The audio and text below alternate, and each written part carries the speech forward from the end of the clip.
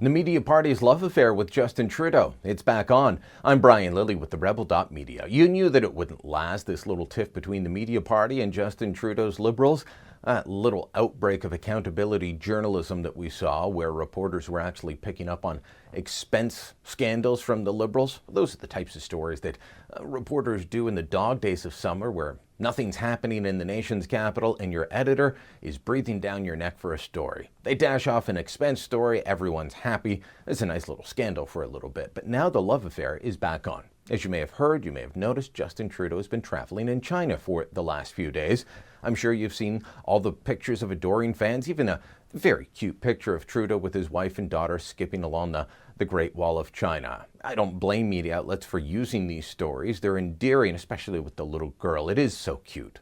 But are the media outlets traveling with them, getting the tough stories, the tough questions Canadians want, need, deserve? Not really, and one of the reasons is that Justin Trudeau's not taking questions from the media outlets that have paid thousands of dollars to be on his plane and travel with him.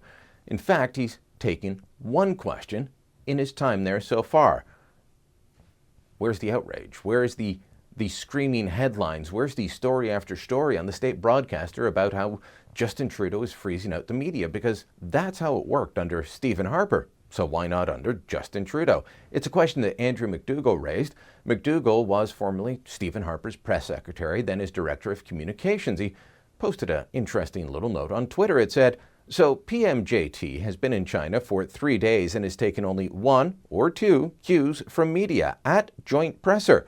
Is that right? Where's the gallery bile?" Oh, Don Martin over at CTV acknowledged that McDougall had a point, retweeting McDougall's statement and adding his own. As the guy who faced the bile blast for Harper's radio silence on the road, Andrew has a point. Well, that was all on Thursday. Friday, some journalists started to complain, at least a little bit. Glenn McGregor from CTV put out PMGAT not taking questions at this Yao Ming event. He's taken a grand total of 1 cue from Canadian media in 4 days here in People's Republic of China. And then Shirley Engel from Global joined in.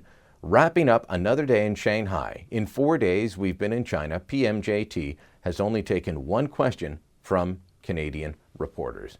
So 2 tweets of complaint, no constant beating of the drum on CBC, no Toronto Star headlines, no Globe and Mail editorial denouncing his freezing out of the media, his lack of respect for one of the pillars of democracy. No, that was for Stephen Harper. We're still in sunny ways, apparently.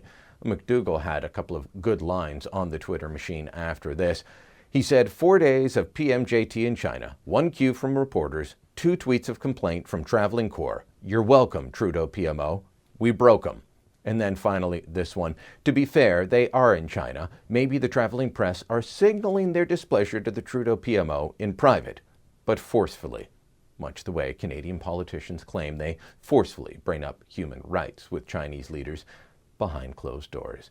There is an ongoing love affair. It hasn't been broken yet, and yes, there is yet another example of a double standard in how Trudeau and Harper have been treated. But you wouldn't expect any different now from the media party, would you? Thanks for watching. Click here to never miss a Rebel update. Want even more of the Rebel? Well, click here to become a premium member.